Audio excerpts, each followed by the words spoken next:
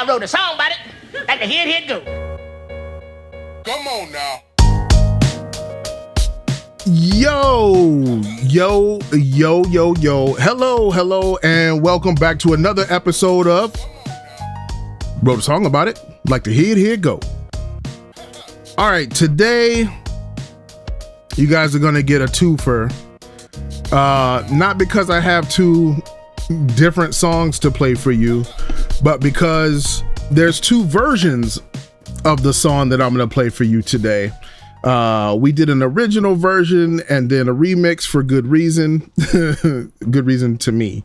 But yeah, we're gonna go all the way back to 1998. I moved to Portland in 99. I'm pretty sure this is 97, 98.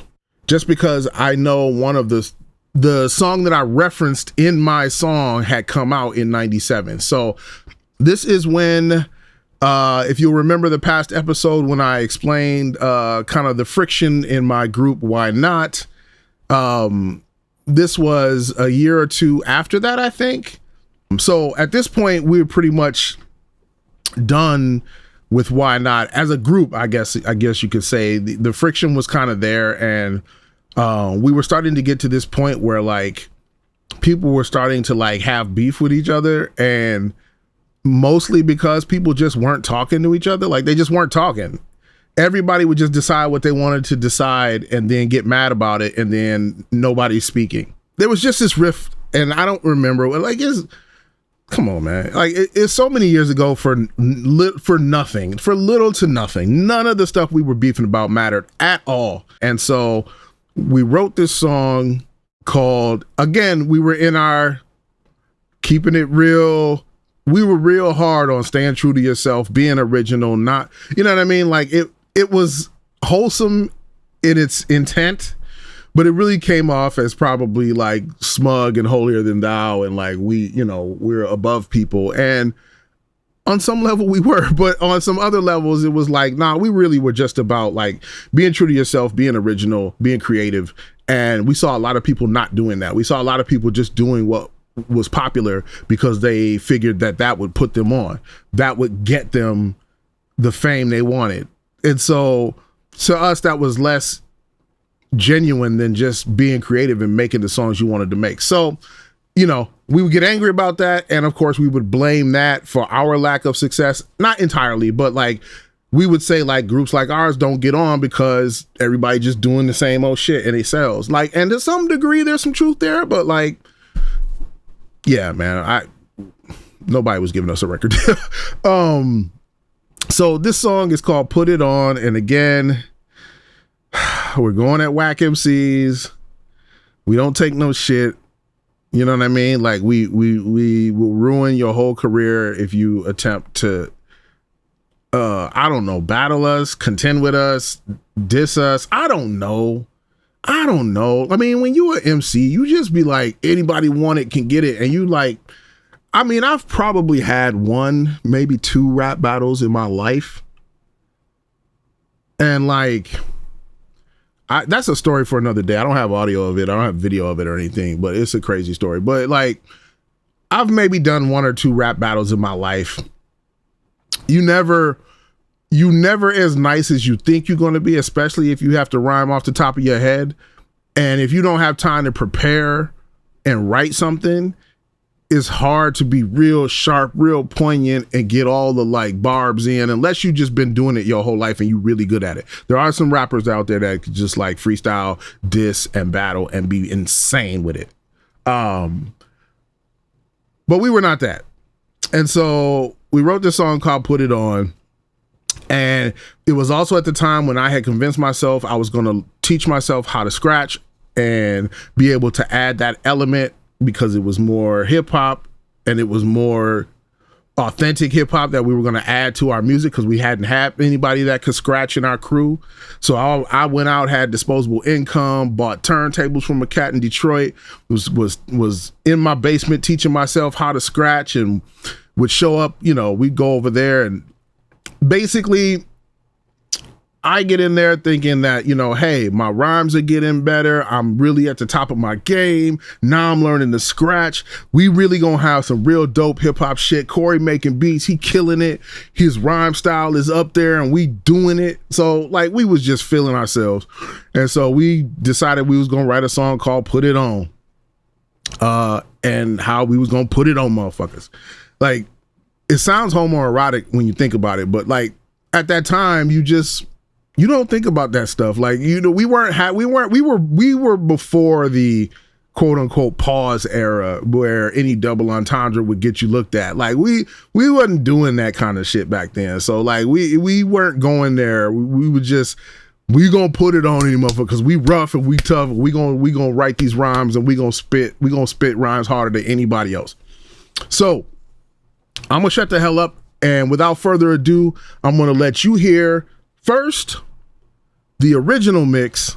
This track was produced by Corey G. And so yeah, have a listen at Put It On. Is your shit alright now? My shit is okay now. Is your shit alright now? My shit is okie doke. Is your shit okay? Get it, motherfucker. Get it, motherfucker. Let's get down to Get it, business. motherfucker. Get it, motherfucker. Get it, motherfucker. Let me relax. Get it, motherfucker. Chill. Get it, motherfucker. Get it, motherfucker. Into the realm of the originator, drop rocks emotions back and forth like a crossfader to lead them MCs with PhDs for later, never rock gators. Them shits ain't got enough grip, no time to slip. I flip straight hyping beats with steel tips. Can you relate to a nigga that's in control of his fate, head on straight? I focus on that place that's draped in marble place. Plus I'm on top of my game and can't explain the enjoyable pain. Chickens feel upon teardrop brain. Now when I catch the vibe, there ain't no cause in this. You won't survive, nigga. Straight up misogynist unless it's draws in this. I'm causing this commotion with no emotion, stone face, spit words to rap you with the code embrace, guzzling and eating J straight, fuck the chase, leaving no traces of flammable liquid to create sick shit you can't fuck with.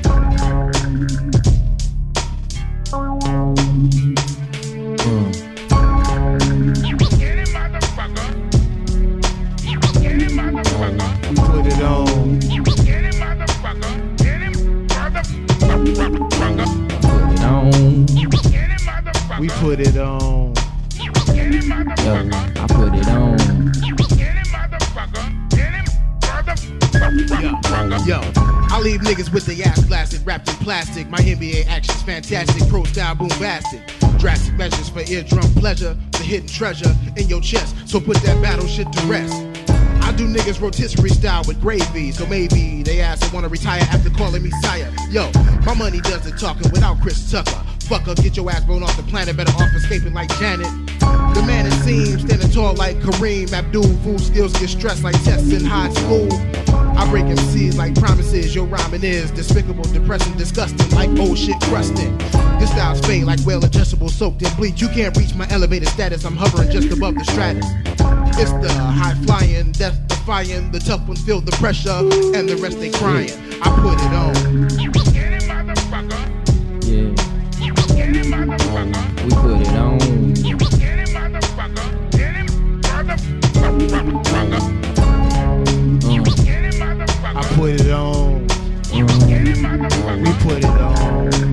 Get it, motherfucker. Get it, motherfucker. Now this is where the real begins. Confusion settling in, your pulses racing, fearing the legions up in 210, committing sin, sipping the hen, passing the pen and put down this wicked shit. That's guaranteed to get your skin crawling, causing anxiety. Drop brings in variety, top priests of society. I am because I be designing these eerie vibrations to satisfy your dark needs, punishing niggas just for the sake of seeing them bleed. Now with me and Corey G, go for Delphin twin mode. Consider you've been told your lyrical database will overload. I control remote sources of MC forces, the bosses, ends the rest of speech till I begin. Destroying rapid dreams of cream and rings and things that kings flaunt. I'm flattening MCs like Kirk Franklin with the stomp.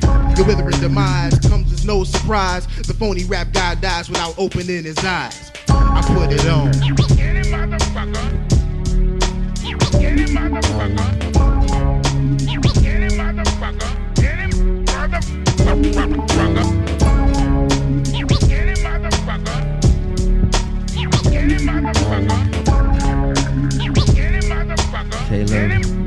one time for 'em.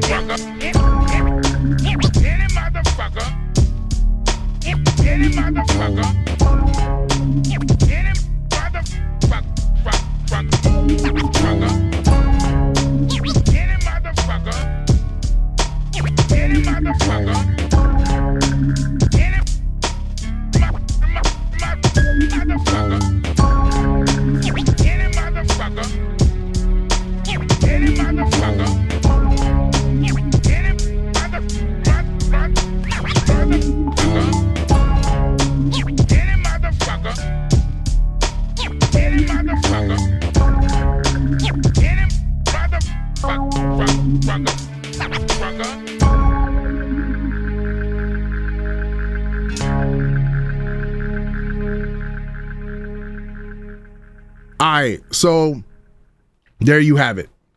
Now this one ain't too crazy because again, here I am, you know, I'm rhyming, I'm thinking I'm scratching, I think I'm doing something. I ain't doing nothing, but I'm thinking I'm doing something because I'm trying to put the effort in.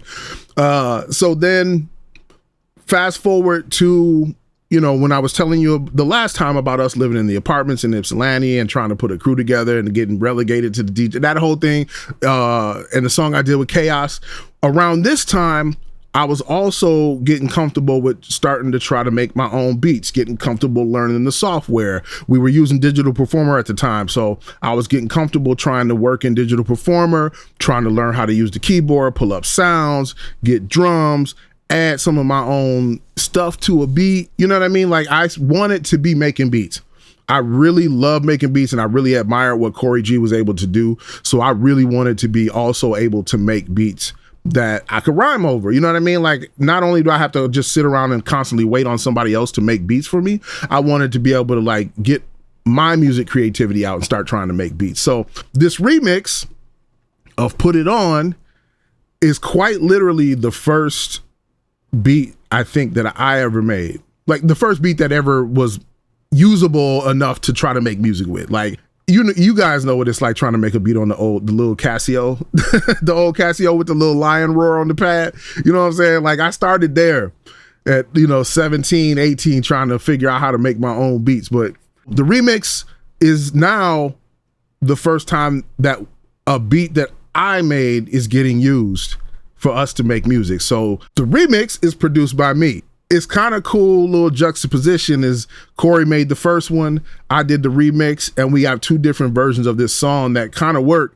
And you can easily tell that I was on my Wu-Tang Clan Kung Fu Flick era. And I didn't make this beat to try to be like Wu-Tang, but I was sitting around watching Kung Fu Flicks a lot. Okay, so the sample came from Shaolin Drunken Monk from 1981. Stars Gordon Liu, and Shaolin Drunken Monk has this insane sample right at the beginning, early part of the movie, where dude is under a waterfall, and this dope music is just playing in the background while he's doing this thing on this waterfall. And I was like, I heard that. I was like, man, that's the meanest shit I ever heard. So of course I chopped it up, threw it into the sampler, and went over there, made a beat, and then got Corey G. was like, hey, why don't we redo Put It On? Because I felt like that's what it sounded like. And so he was like, yeah, let's do that shit. So we remixed it.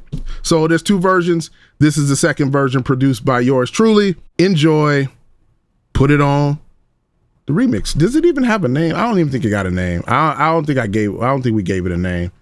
It's just a remix. Enjoy the second version of Put It On.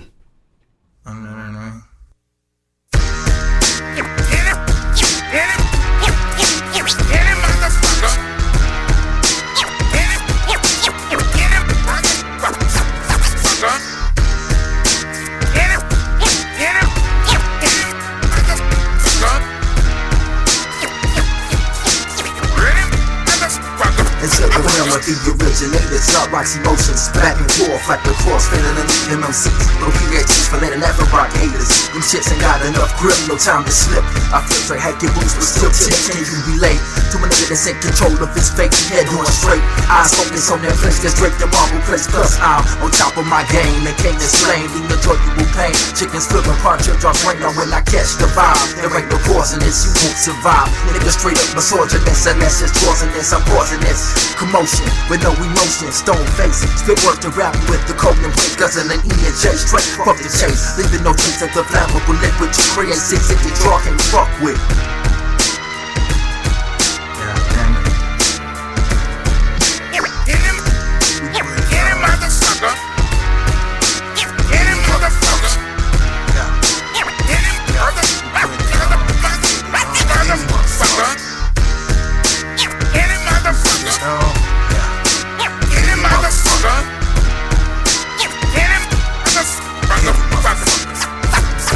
Now when me and Corey G go for Delph in twin mode, consider you been told your lyrical database will overload.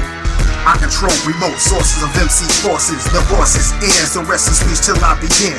Destroying rappers' dreams of green and rings and things that kings flaunt. I flatten MCs like Kirk Franklin with the stump. Your withering demise comes as no surprise. The phony rap guy dies without opening his eyes. I'm always dominant, never recessive, aggressive. When necessary acts of aggression, the session begins. I hit you like a wrestler with the pressure. Your stress level will increase beyond the reach of peak spaceships and warp leaps. Your talk speak and never will measure up to or half past. This full blast, a full blast, you snuck past, you tripping. I saw you tipping, this made for ripping. And see from they sternum, I burn them, base them, internal. These niggas learning, I'm an internalist, demolitionist. You risking this, I'm twisting this final chapter for bitch MCs and actors. Dominant presence in your sector. I wrecked the foundation you built on, cause yo, I put it on. Any motherfucker, any motherfucker, any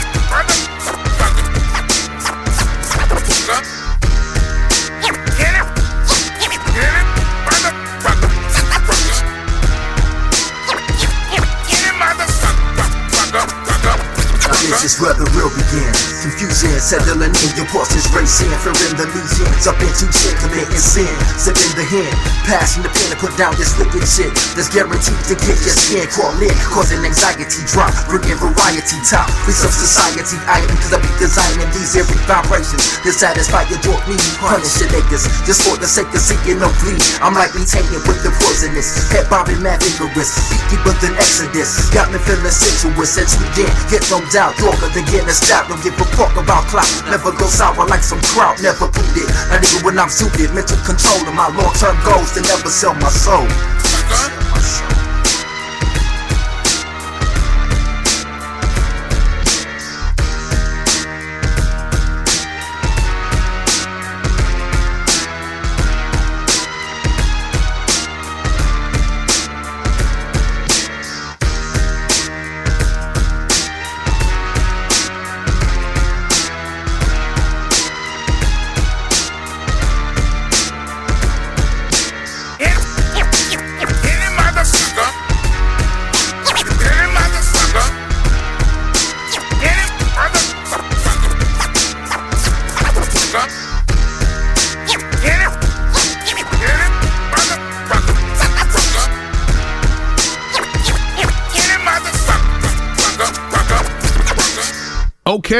Okay, that's it. So again, as you can see, we are giving whack MCs the business. We are not giving anybody the business, bro. I don't know, man. You know what? I said I was gonna do it. I'm doing it, and that's that. Because there's a lot more. There's a lot more. So that's primarily why I'm only doing like one song per episode instead of doing like whatever album I dropped or whatever to kind of skim over each track or something.